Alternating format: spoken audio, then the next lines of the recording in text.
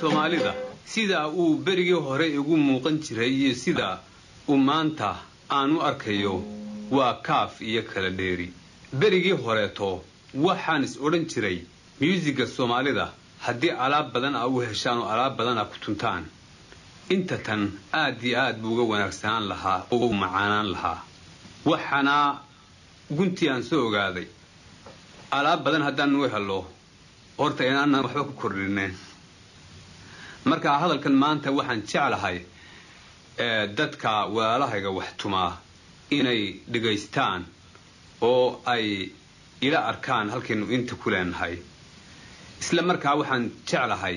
dadka kale Soomaaliyeed dhigaysanaya barnaamijkan isaguna inuu nala ogaado haddaba alaabta badan haddaan helo waxaanan wax ugu kordhineen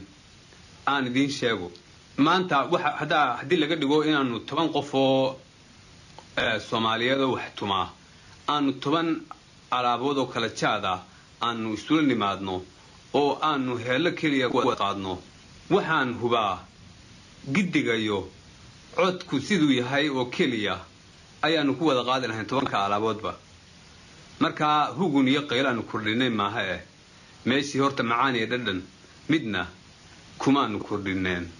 haddaba sida hagaagsan ee la doonayo macaanka iyo dhadhanka kordhin lahayd waxa weeyaan 10 alaabood in la kala qaybiyo oo midba wax gooniya tumo oo dadku wixii oo dhan isku darsamaan oo ay dhawaaq wanaagsan u bixiyaan mid waxa laga doonayaa inuu codku siduu yahay inuu qaado mid ama 2 ama 3 hada ugu bataanba marka ay ku sawdkii qaadaan 3 waxa laga doonayaa inay codka la qaadayo marka intiisa hoose la qaadayo ay iyagu dhawaaq dheer ku qaadaan waana idin tusayaa iminka sawdkan ogaada la yiraahdo intiisa hoose oo caynkaas ah oon la'aani waa iftiin la'aani 3 waxa laga doonayaa inay kor ka qaadaan oo ay yiraahdaan la la la la la la la la la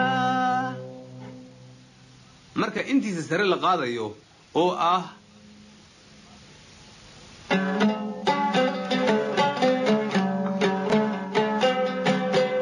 inay hoos markaa u qaadaan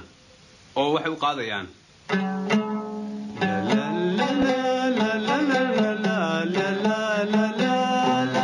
halkay ka aan lahayd